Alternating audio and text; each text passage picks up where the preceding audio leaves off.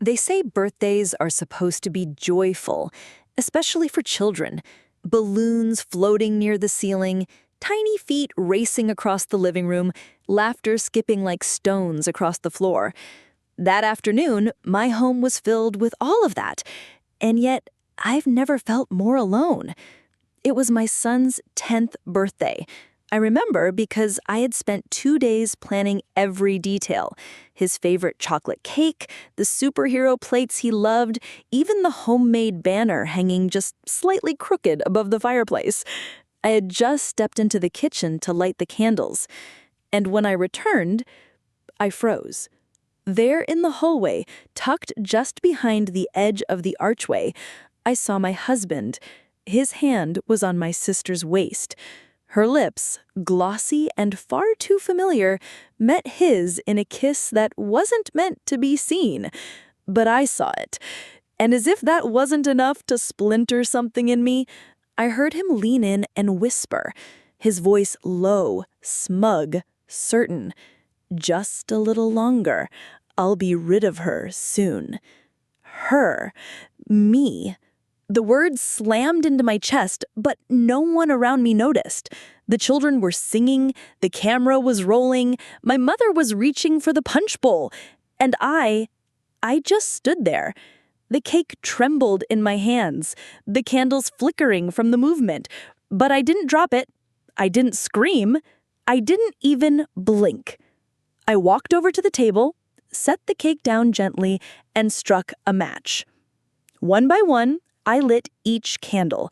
The children clapped, my son smiled, and my husband, he stood beside me and wrapped his arm around my shoulder like nothing had happened. But something had.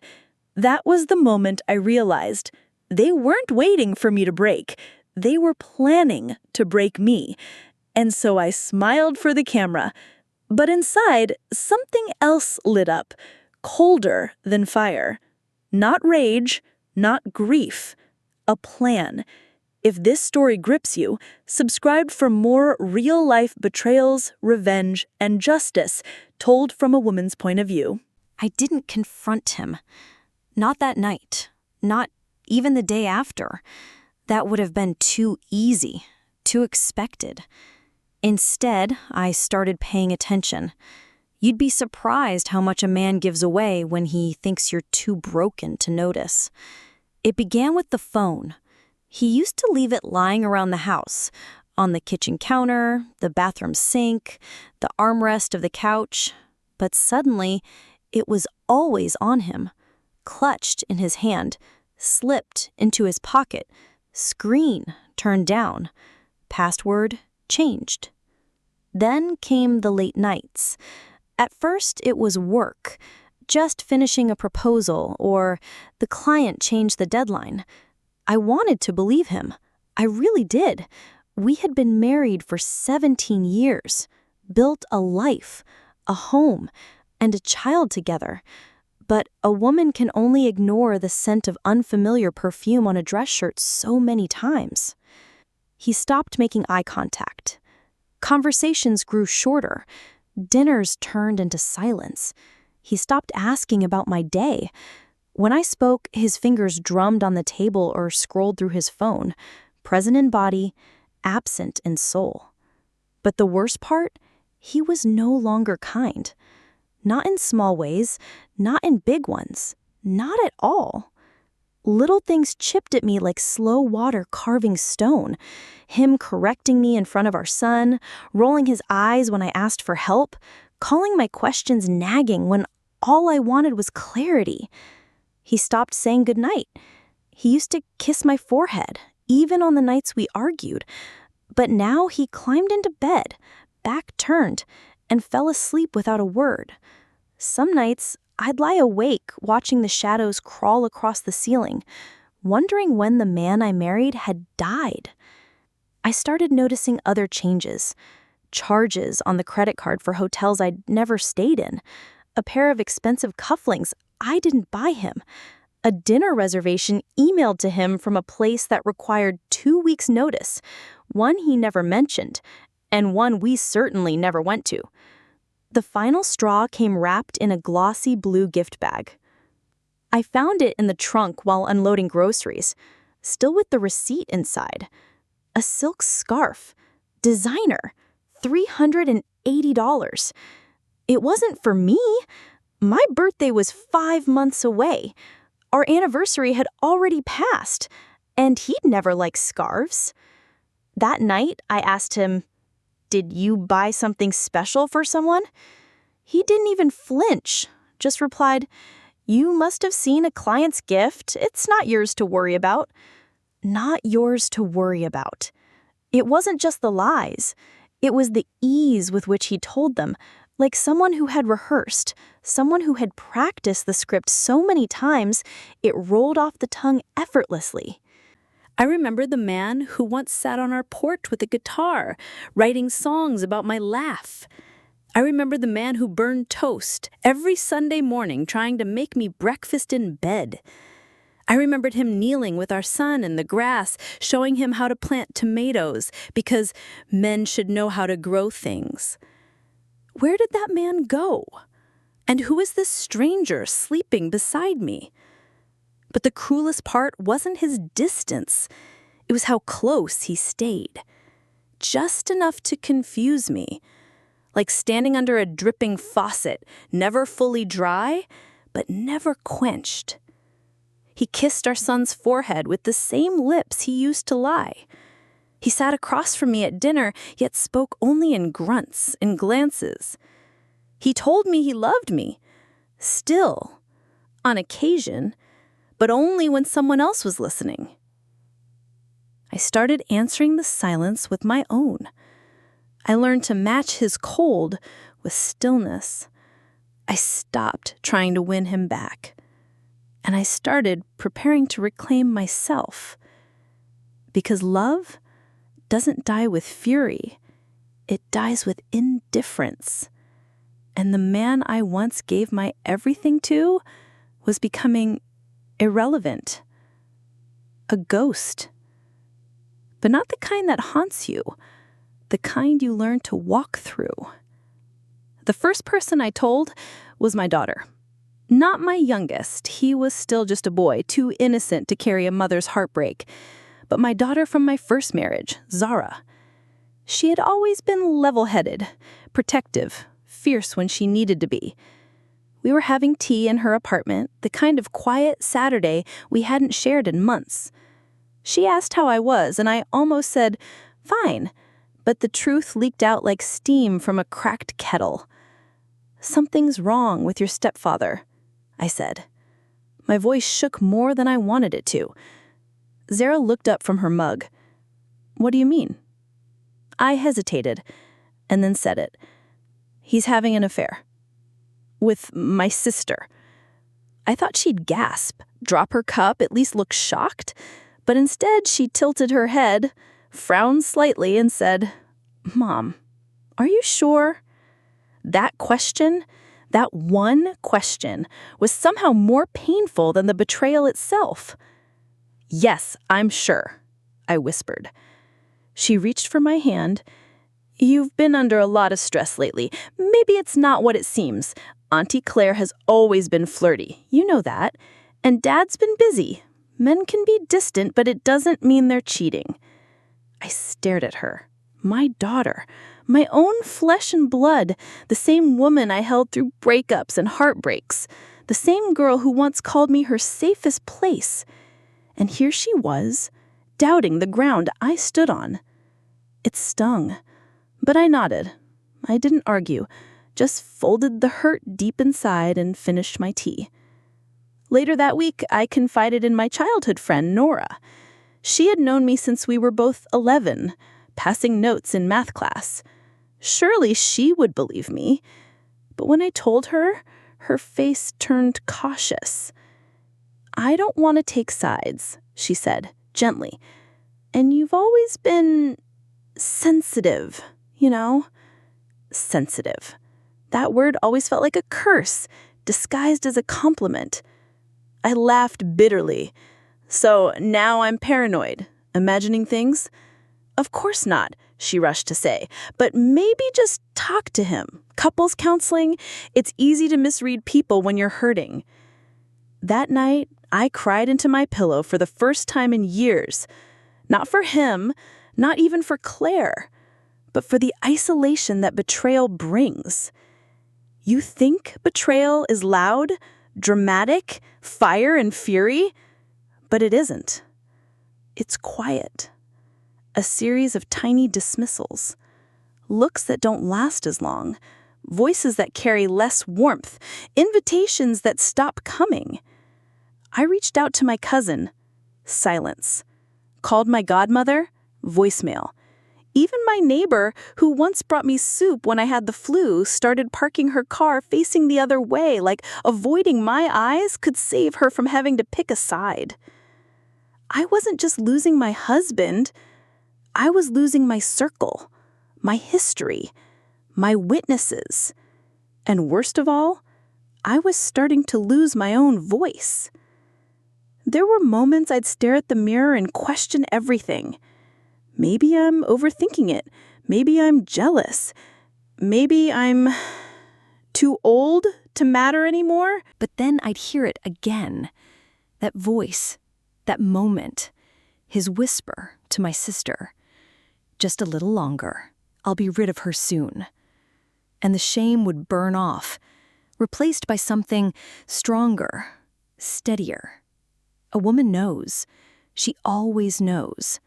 Long before the evidence, long before the confession, long before the collapse. She knows. So no, I wasn't losing my mind. I was losing my illusions. And shedding illusions hurts like hell, but it also clears the fog. That week, I folded the last photo of our wedding day into an envelope. I didn't tear it. I didn't burn it. I just put it away. Because I needed to start making room. Not for revenge. Not yet. But for clarity. For peace. Because the truth is, I could have forgiven the betrayal. I could have forgiven the lies. I might have even forgiven the kiss. But what broke me, what truly cracked the bone, was being doubted by the people who claimed to love me. That pain was the kind that doesn't scream. It sinks. And once it settles in, it changes the woman you used to be. Permanently. That's the word that lingered with me after Zara left that evening. Her hug a little too quick, her eyes a little too unsure. I stood by the window as her car pulled out of the driveway, arms folded, breath still. And that was when the next shift happened. Not in my emotions, but in my focus. Because grief had already burned its path through me. I'd cried all the tears, begged in silence for someone, anyone, to just say, I see you. Now, I didn't need to be seen. I needed to prepare. It started with the envelope from the mailbox, a notice from the bank. It looked ordinary enough, just another white rectangle among the bills and flyers. But when I opened it, my hands went cold. There was a second mortgage on our house. Not a small one, not a line of credit. A full loan, signed, processed, months ago. And my name wasn't on the paperwork. He had taken out a loan against the home we both built, the one I helped renovate room by room, tile by tile, with money from my inheritance and nights I spent working late just to stretch our budget. At first, I thought it was a mistake. But when I asked him, calmly, over dinner, the air thick with feigned normalcy, he barely looked up from his plate. I needed funds for a business expansion. It's not a big deal. Everything's covered. I said, You forged my signature? He shrugged. You always said you trusted me. That was his defense. My trust. I felt something shift in my chest. Not pain this time. Not even anger. Strategy. That night, I pulled out every drawer in our study, checked every folder, every receipt, every file I once thought too boring to care about. And what I found wasn't just deception. It was premeditated theft. He had funneled business profits into a separate LLC, one that didn't list my name as co-owner, even though I had invested nearly half the initial startup funds from my mother's estate. There were payments made to someone labeled consultant on the accounts, but the address traced back to my sister's apartment. And tucked behind a stack of old documents in the cabinet, I found the draft of a post-nuptial agreement. It was dated 6 weeks ago. It stated that in the event of divorce, I'd walk away with nothing. Not the house, not the business, not even a pension share. Just silence. That was when I realized this wasn't a midlife crisis or an affair. This was a takedown. He wasn't just cheating. He was erasing me, methodically, legally, financially. So I reached out to someone I hadn't spoken to in years. Her name was Letitia, a woman I used to volunteer with at the local women's shelter. She'd gone on to become a respected attorney, quiet, sharp, lethal in the courtroom, but calm as morning water in person. I invited her for coffee, told her everything. She listened, really listened. No interruptions, no polite nods, just sharp eyes and a pen scribbling on a notepad. When I finished, she said, "You're sitting on a time bomb, but you've still got time to defuse it." I asked her what to do, and she gave me the most important advice I ever heard. You can lose if you fight emotionally, but if you think smart, if you move quiet and sharp, you'll win without ever raising your voice. That line rewired something inside me. I didn't scream. I didn't confront him. I smiled. I cooked dinner. I played the part. But every night after he fell asleep, I became someone else. I copied documents, secured passwords, moved small funds into a private account, changed my digital footprint, began tracking the money trail. I even spoke to a forensic accountant, quietly, discreetly. Within a week, I learned that the business he claimed was doing poorly had paid my sister over $12,000 in consulting fees since January. I had built that business beside him from scratch. I had painted the walls, set up the books, chosen the logo, picked out the damn chairs in the waiting room. And now he was using it to reward the woman who once braided my hair and held my baby boy while I made dinner. I wanted to burn the house down. But instead, I folded the post-nup into a Ziploc bag and put it in my closet right behind the wedding album. Because now I understood. He wasn't just trying to get rid of me. He was trying to walk away with everything I'd ever built. So I did the one thing he never expected. I began to walk slower and look closer. Because a woman who has nothing left to lose is the most dangerous woman of all. And he didn't know it yet, but the fuse had already been lit. I moved through the days like a shadow with a steady smile. I still packed my son's lunch, still folded laundry, still left a cup of coffee by his side of the bed, even though it often got cold. But behind that routine, I began asking questions, quietly. I called his brother one afternoon, just casual chatter, until I mentioned the business. "Oh, I thought Claire was your new partner?" he said offhandedly. I stayed silent.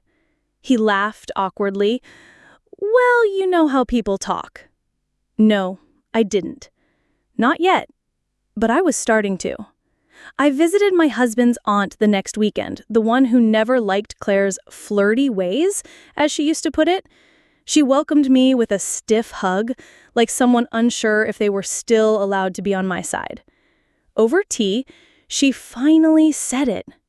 "Sweetheart, I saw them at the mall, holding hands like teenagers. He told you two had separated already." My fingers went cold around the teacup. He said, "What?" That you were taking it hard, but he'd try to make it an amicable split. She looked down, embarrassed. I didn't know what to say. I didn't want to believe it. So that was the story now. Not that he betrayed me, but that I was unstable, grieving, clinging to a dead marriage while he simply moved on. He wasn't just trying to win. He was trying to own the narrative. I started hearing the whispers even in my own church. Someone told the pastor I'd been acting paranoid. Another said, "She's been difficult since the business took off." The Sunday school teacher asked if I was okay, and then followed it with, "You look different, tired." Even my neighbor, sweet Miss Delia, who once brought me flowers when I sprained my ankle, suddenly looked away when I waved from the mailbox. One morning, I overheard two women at the grocery store. One said, "She must have done something. Men don't just leave for no reason, especially not for the sister." That sentence hit me like a slap. Not because it wasn't true, but because it had worked. His plan wasn't just to leave. It was to leave looking like the victim. It was to exile me from my own story. And Claire? She leaned into the role like a woman who had been waiting her whole life to feel desired in comparison to me. She started wearing clothes I once lent her, lipstick I once recommended. She posted subtle photos of a wine glass on a table I recognized, a blurry silhouette that matched his frame. Once, my son came home with a jacket I didn't recognize. I asked where he got it. He said, "Auntie Claire bought it. She said Dad said you'd be too busy to notice." That nearly broke me. Not because of the jacket, but because of how small I had become in their version of our life. An afterthought, a footnote, a ghost in my own home. I tried one more time to reach out to my older cousin Miriam, who had always been like a sister to both of us growing up. She answered on the first ring, warm and open, until I told her what was happening. There was a pause. And then, "Oh, I had no idea, but Claire told me you were stepping back from the marriage, that it was mutual." Mutual. She used that word like it had been agreed on, like it was civil, as if betrayal could be written down and signed off like a contract. That night I lay in bed, not beside my husband. He hadn't come home, but alone with 1,000 thoughts clawing at my ribs. That's when it hit me. It wasn't just that I had been betrayed. It was that my reputation was being amputated, piece by piece, by people who once claimed to love me. The man I married was stealing more than my home, my savings, my peace. He was stealing my name. And what made it worse? They were letting him. Because sometimes the ones who share your blood are the first to doubt your worth. But I still had one thing they hadn't taken: my silence. And buried within that silence was the weapon they would never see coming. You see, silence is misunderstood. People think it means weakness, surrender, shame.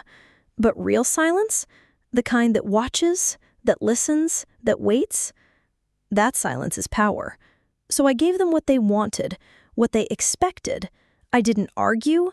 I didn't scream at the family gatherings where Claire showed up like she'd been invited to my life.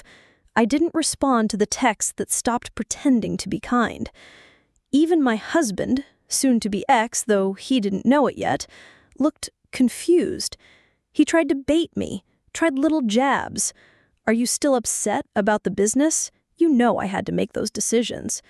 Claire's been a good support system. At least she listens. "The kids don't need the tension.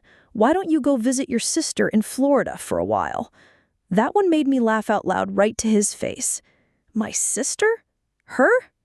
The man was rewriting the story so fast he forgot I read the first draft. He wasn't just taking my marriage, he was dismantling the scaffolding of my dignity in broad daylight, expecting me to collapse from embarrassment.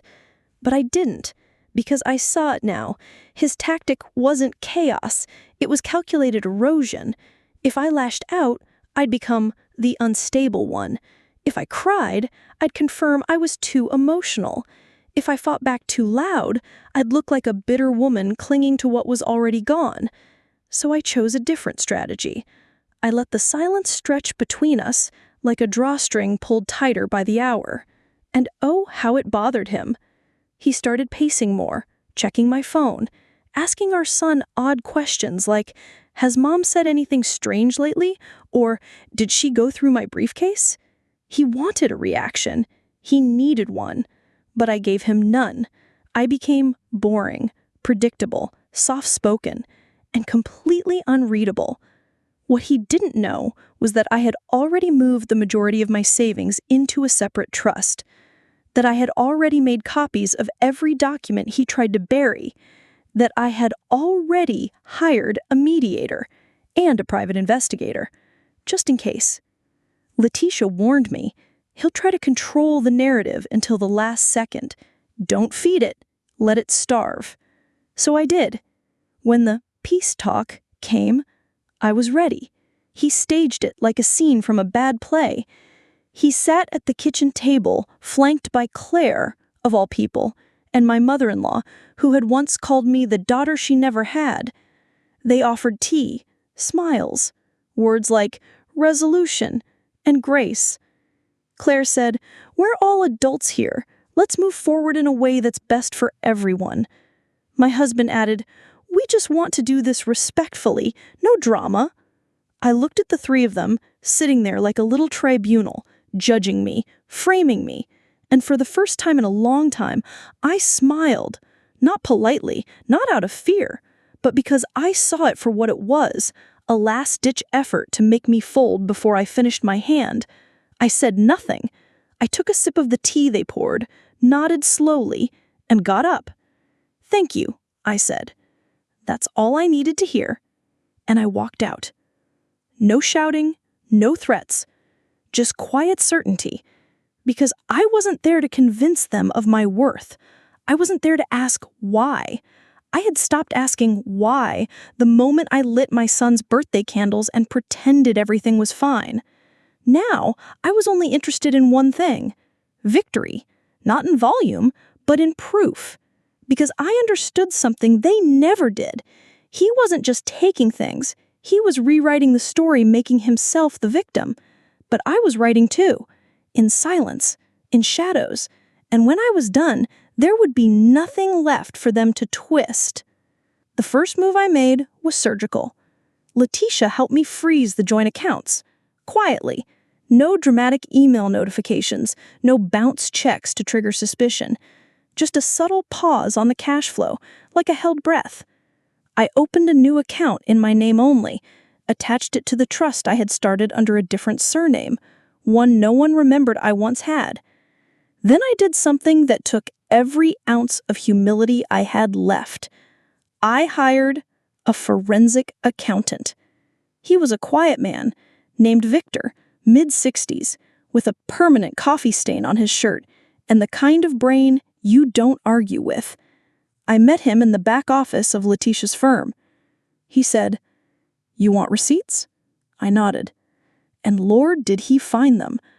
Private dinners charged to the business, flights booked as vendor meetings to places with no vendors, transfers labeled as office maintenance that ended up paying rent for Claire's apartment. It was all there. Dates, amounts, timestamps, even a rental car logged in Claire's name, picked up on the same day he claimed to be at a conference. And the best part, he had used his company email for most of it. Letitia looked at me one evening as we sorted through the documents, and she said, "You won't need to argue. Just show the math. Judges don't care about drama. They care about numbers." That became my strategy.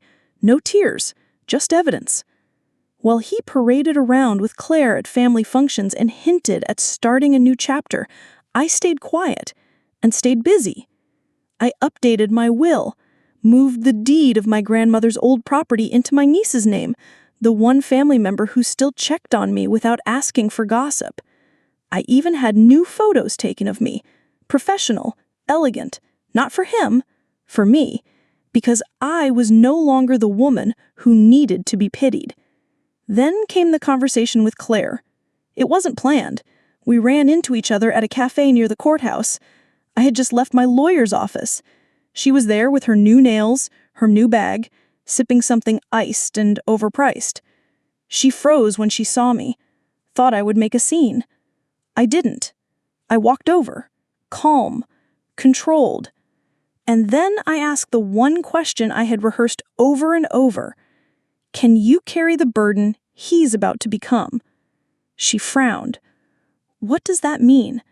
I smiled. You'll see. And I left, because there's no need to scream when you're holding the knife of truth behind your back. She didn't know what I knew, that he was drowning in tax debt, that the business had been bleeding money for months because I had pulled the plug on my silent investments, and that she definitely didn't know that the post-nup he had forged, I had already turned it over to the authorities. Forgery, fraud, identity tampering. It wouldn't just get him removed from the business. It could get him time. But I wasn't pressing charges yet. I just wanted the leverage. The power to walk into the coming storm with lightning in my hands and not a hair out of place. By the time he noticed something was off, it was too late.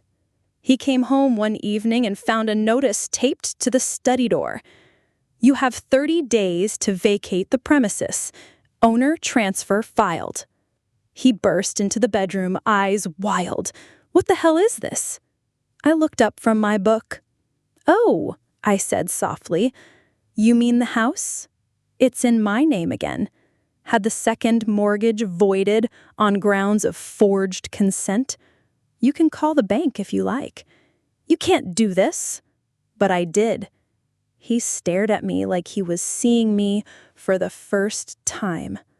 Not as the quiet wife, not as the tired mother, but as the architect of his downfall. And I hadn't even raised my voice, because revenge that roars is satisfying, but revenge that whispers, that's terrifying. He stood in the doorway, his face contorted with a confusion he couldn't mask anymore. The anger was there, sure, but underneath it, fear. Not fear of me, but fear of the unknown power I had quietly gathered while he played king in a crumbling castle. He barked, "You think you can just take everything?" I stood up, walked past him slowly, and opened the study door he used to lock whenever he worked late, whenever he needed space. There, laid neatly on the table, was everything. The timeline of his affair, hotel receipts, business records altered in his handwriting, credit card charges tagged to consulting fees that led straight to Claire. The fake post-nup agreement with a notarization date that didn't align with the office's official blog, surveillance stills, a voice recording, short but clear, where he told Claire, "She'll be out of the picture soon. Just hold tight." I didn't need theatrics. The evidence did all the talking. He picked up one document, then another. His hands shook. He said, "This isn't what it looks like." I tilted my head. "You're right. It's actually worse." He tried again. "You've been planning this all along?" I smiled, a tired kind of smile, the kind only a woman scorned and done can wear without bitterness. "No," I said. "You planned the betrayal. I simply responded." He stepped back, wounded not by guilt, but by the collapse of the control he thought he had. He said, "You'll ruin everything." "No, you did that. I'm just making sure you don't get to rewrite the ending." I handed him a folder. Inside was the settlement proposal, crafted carefully by Letitia, generous considering what he had done, but it came with one condition. He signs everything cleanly. No contest, no smear campaign, no attempt to drag this into a war. "Or what?" he asked. I looked him in the eye. "Or I make every single piece of this public record. I won't even need to post it. It'll leak on its own." He was quiet. And then he did something that told me he knew he had lost. He sat down, in the same chair he once called his throne, and for the first time in years, he didn't speak. He just looked small. Not because I yelled, but because I didn't. He had expected rage.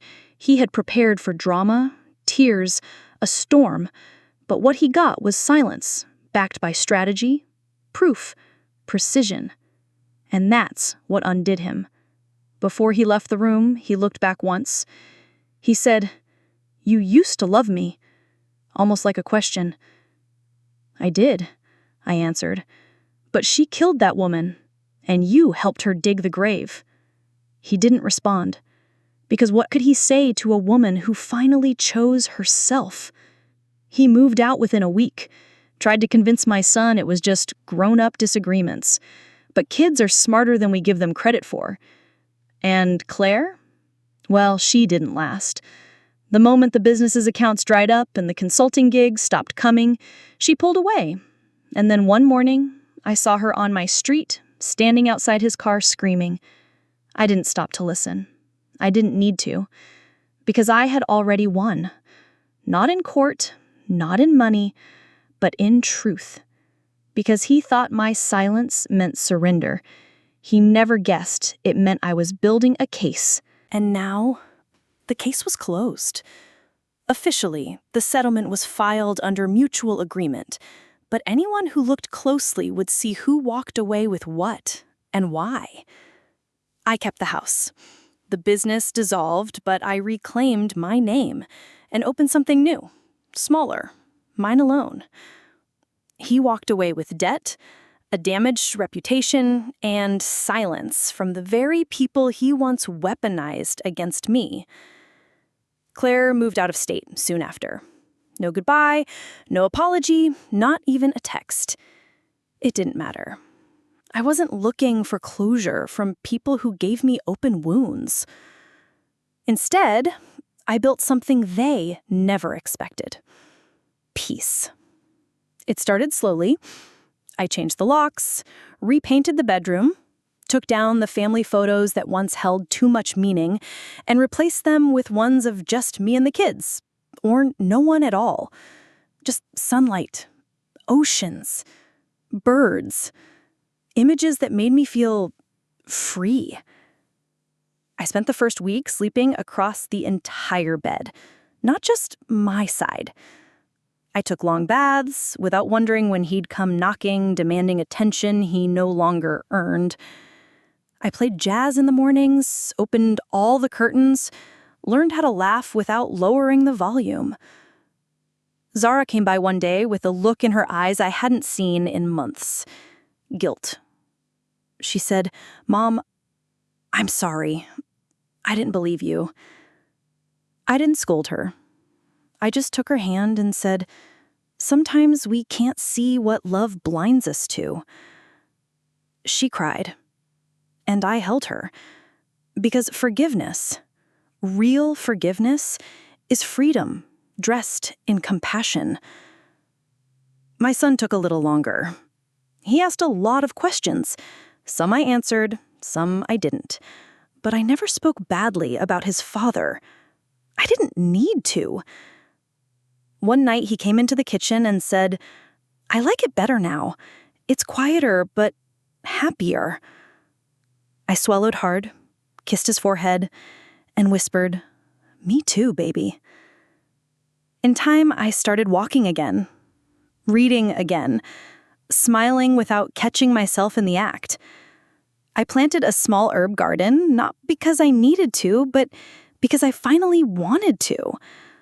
Watching something grow again felt sacred. Healing isn't a straight line. There were nights I still woke up angry, confused, grieving what I thought we were. But each morning, I reminded myself, it wasn't revenge. It was the return of my name, my peace, and my power. He didn't take those from me. He just helped me remember I had them all along. Now, I sit in a home that feels like mine again. Not just because my name is on the deed, but because the air is honest. The walls no longer echo with secrets.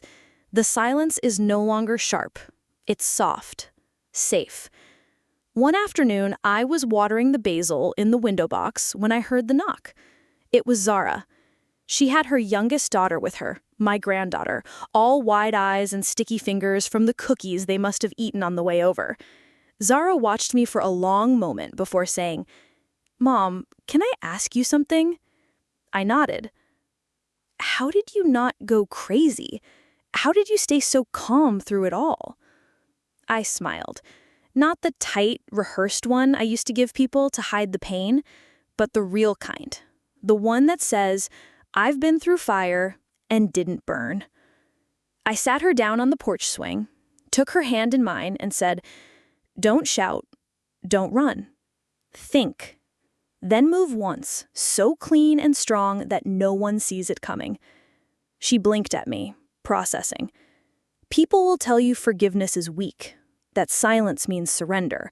But sometimes it's just preparation. Sometimes the strongest thing you can do is nothing at all, until the moment comes when doing just one thing ends everything that tried to bury you. She nodded, and I saw it. The understanding, the growth, the seed planted. Later that week, a neighbor I hadn't spoken to in months stopped me outside and said, "You're glowing." I laughed and said, "That's what survival looks like." And it was. I no longer lived in the wreckage of what they tried to destroy. I lived beyond it. Sometimes when I'm pruning the garden, I'll get news through the grapevine.